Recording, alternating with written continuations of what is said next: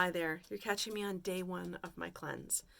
I want to share with you some tools that really help the cleansing process to be more effective, but also a little bit less painful.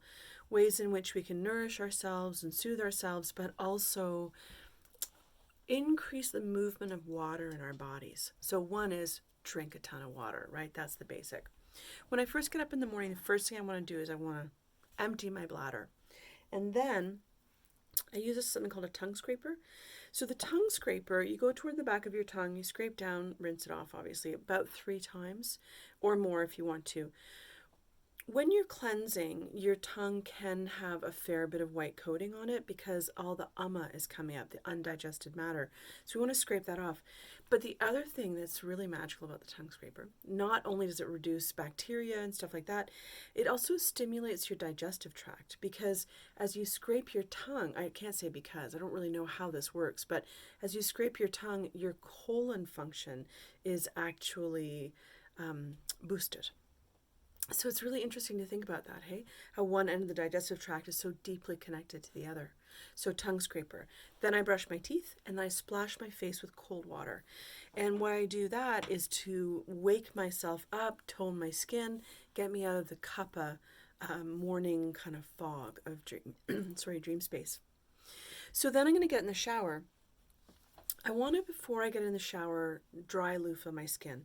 This is always from the extremities toward the heart when it's dry.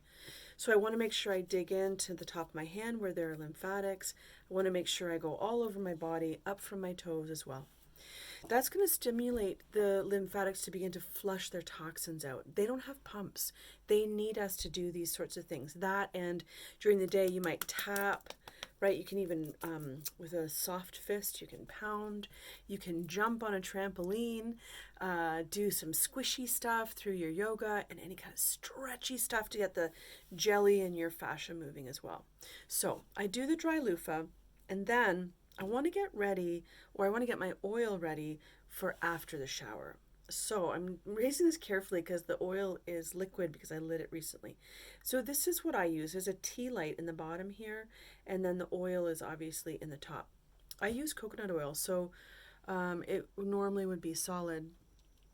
And it needs the whole time in my shower to melt and to get warm.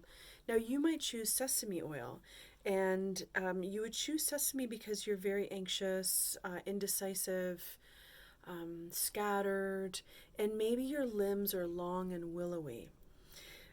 That's a really generalized thing to say, but if you feel those things, you could use sesame oil. Also, if it's January or February and you're needing hydration, use that kind of oil, but don't cleanse in January or February. If you are more angular, so I'm not a great example of this, but angled jaw and think about Mr. Burns from The Simpsons or even Superman, the way that they're chiseled, that's pitta. Wide shoulder, narrow waist. So you choose coconut. I choose coconut because I do have high pitta. I have a lot of pitta in me, and I need the strength of coconut oil. I don't want to go so light as sunflower.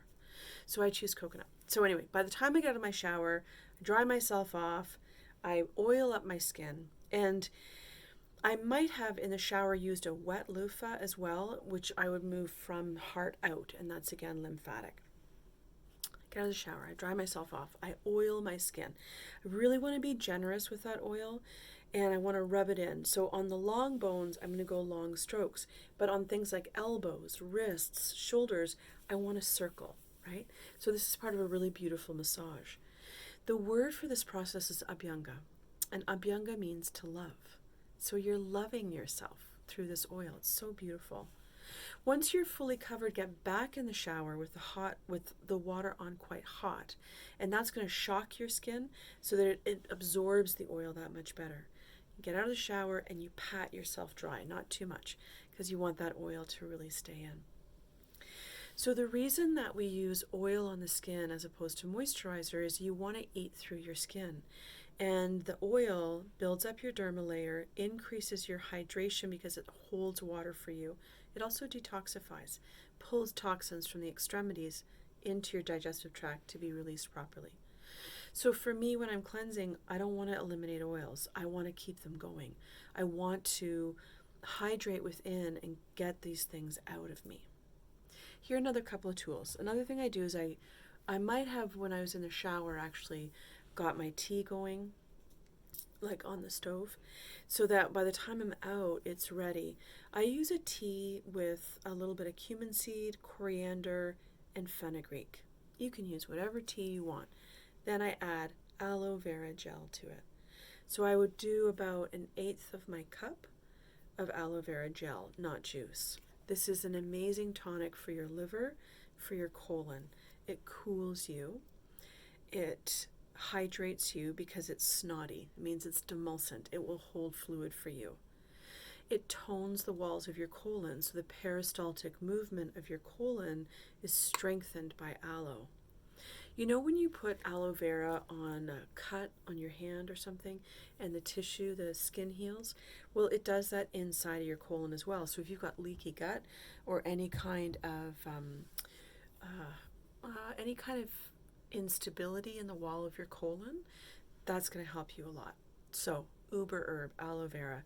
It's important it's the first thing you have. Maybe you have a glass of water first, but then it's really the first thing you take in the morning, because you want your liver to get that good coolant and cleanser.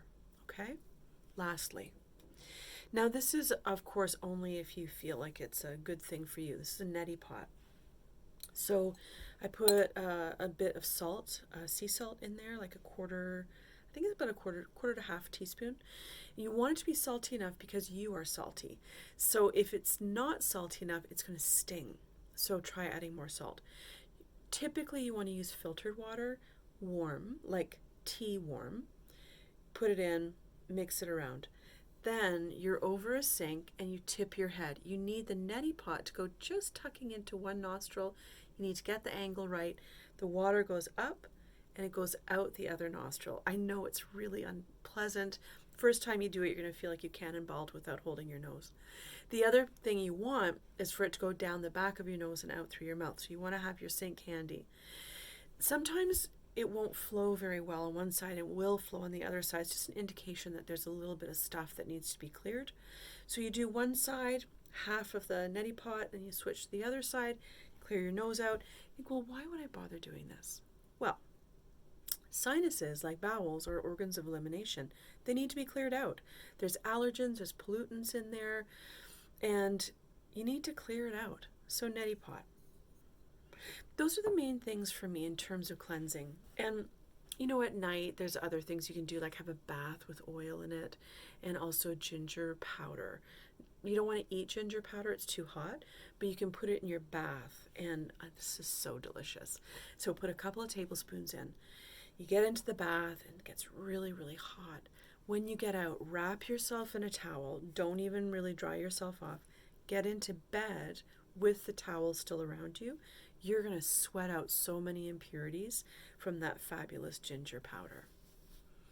So aside from that, I would say just drink a ton of water and talk to yourself, because you're going to feel unstable. You're going to feel insecure. It's a habit that we're breaking, right? The habit of soothing through food or soothing through drink or being busy. And cleansing should be a peaceful time where we get quiet inside and we hear ourselves as we clear out. And for me, clearing out means I'm also going to clear out my mind, and maybe I'm going to find my wisest self. I hope you do too. If you want to join me on this cleanse, I'm going to start it on a Monday, I believe April 19th. I say that because if enough people want to do it April 12th, I'll start April 12th. Look at my Instagram and you'll see all the invitations for it, and I'll link it at the bottom of this video. Have a great cleanse. You deserve the best. Don't let anyone tell you differently.